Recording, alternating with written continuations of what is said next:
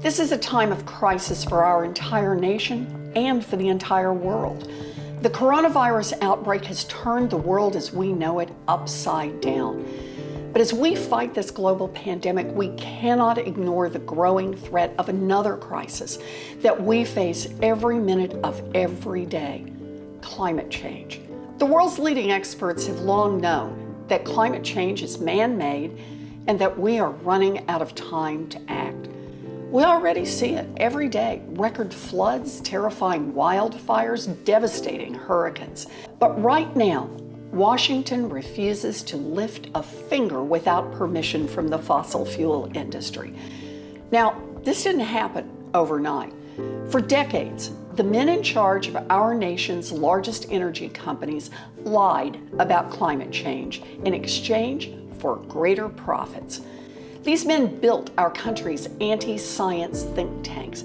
They bankrolled an entire generation of climate-denying Republicans, and they greased the skids of federal and state government so they could line their own pocket. They put polluting industries in already vulnerable communities, in poor communities, in Black communities, in brown communities, in rural communities. They drilled and poisoned our waterways, and because they had already bought off our government, they faced zero consequences. All of their scheming, all of their profits, and all of their manipulation boils down to one thing: corruption. Corruption has infected the very heart of our democracy and tilted the levers of power in favor of the wealthy and well-connected and against everyone else.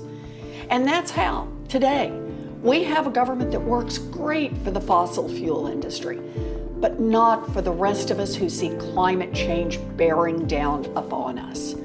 And then Donald Trump came along. He was the choice pick for the energy industry's corrupt lenders. He filled his administration with fossil fuel and chemical company lobbyists, and he's done exactly what they hoped. He put them in charge of environmental policy and then sat back and let them run an anti-science government. Donald Trump is the most anti-science and anti-environment president our nation has ever known.